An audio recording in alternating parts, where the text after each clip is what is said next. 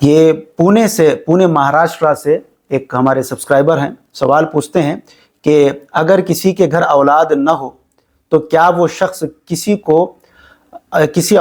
की औलाद को गोद ले सकता है या नहीं है? अगर गोद लेगा तो उसके अहकाम क्या है? आम तौर पर इसको ले पालक भी कहते हैं, यानी किसी और की औलाद को लेकर उसे पालना, उसे बड़ा करना, उसकी तालीम और उसकी तरबियत और उसकी शादी, और यानी अपने बेटे के जैसे उसके साथ जो है ताल्लुकात कायम हो जाते हैं। तो इसका शरई हुक्म क्या है? क्योंकि बहुत सारे हजरात जहाँ कहीं औलाद नहीं होती तो ये सूरत इख्तियार करते हैं, ये जायज़ है या जायज़ नहीं है।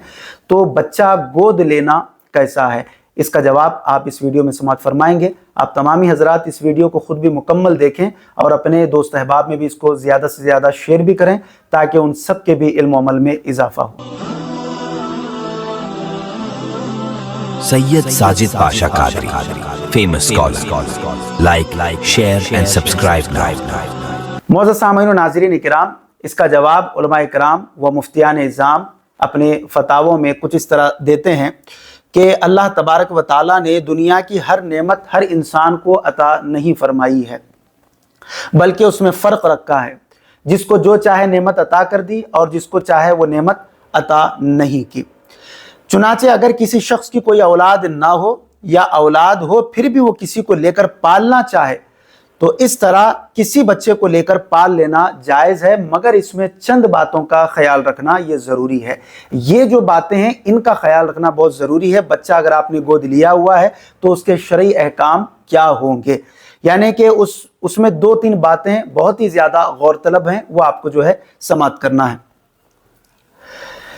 एक बात तो ये है कि ले पालक यानी जिस बच्चे को आपने गोद लिया हुआ है, बच्चों की निस्बत उनके हकीकी वालिदैन ही की तरफ की जाएगी। यानी कि जिस बच्चे को आप गोद लेते हैं तो जहां कहीं उस बच्चे के वालिद का नाम, चाहे वो डॉक्यूमेंट में हो, स्कूल में हो या दीगर किसी और बर्थ सर्टिफिकेट पर हो, जिस मुकाम पर भी उसके वालिद का नाम लिखने का जो खाना होता है वहां पर उस ब्रैकेट में उसके हकीकी वालिद ही का नाम लिखा जाएगा। अब दूसरे जिसने गोद लिया है उसका नाम नहीं लिखा जाएगा। अब आप पूछेंगे कि फिर इनका नाम अगर नहीं लिखेंगे तो ये कैसा होगा? तो इनका नाम जो होगा वो सरपरस्त में होगा, निगरान में होगा, यानी इनकी सरपरस्ती में। तो जहां पर सरपरस्त का नाम आएगा वहां पर जिसने गोद लिया हुआ है उसका नाम लिखा जाएगा। लेकिन जब उसके बाप का नाम के बारे में जब कहीं पर लिखना होगा तो उसकी निस्बत उसके हकीकी वालिद ही की तरफ की जाएगी, इसलिए कि नसब बदलना ये हराम है और गुनाह कबीरा है ये।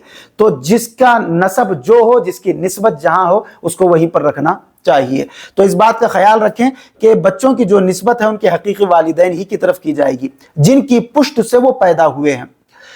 इसलिए किसी को मुंह बोला बेटा बनाने से शरान वो हकीकी बेटा नहीं होता। यानी कि अगर आपने किसी को मुंह बोला बेटा बना लिया है तो अब जरूरी नहीं कि वो जो है हकीकी बेटा हो आपका, और ना ही उस पर हकीकी औलाद वाले अहकाम जारी होते हैं। ये बात भी याद रखें कि जिस बच्चे को आपने गोद लिया हुआ है तो उसके ऊपर आपके जो हकीकी औलाद के जो अहकाम है वो उसके ऊपर आयद नहीं होंगे। अलबत्ता गोद लेने वाले को परवरिश, तालीम और तरबियत और अदब व अखलाक सिखाने का सवाब जरूर मिलेगा। जाहिलियत के ज़माने में यह दस्तूर भी था कि लोग ले पालक और मुंह बोले औलाद को हकीकी औलाद का दर्जा देते थे, यानी जिसको गोद लेते थे उसे हकीकी औलाद का दर्जा देते थे। लेकिन इस्लाम ने इस तसव्वुर को और इस मिजाज को और इस रिवाज को इस्लाम ने जो है ख़त्म कर दिया, और मुंह बोले बेटे और हकीकी औलाद ये बराबर नहीं हो सकते। कुरान और हदीस में इसको बता दिया गया वाज़ेह तौर पर। और ले पालक और मुंह बोले औलाद को उनके असल यानी उनके वालिद की तरफ ही मंसूब करना यह जरूरी है। अब आगे फरमाते हैं उलमा कि अगर आपने किसी बच्चे को गोद लिया उस उम्र में कि यानी 4-5 साल के बाद, जैसे कि जो रज़ात की जो दूध की जो मुद्दत मुकर्रर है वो 2.5 साल या 2 साल है, इसके अंदर अगर वो औरत उस बच्चे को अगर दूध पिलाती है तो वो उसकी रज़ाई माँ बन जाएगी, यानी अब इससे इसका निकाह हराम होगा और इससे पर्दा वगैरह करना इसके लिए ज़रूरी नहीं होगा।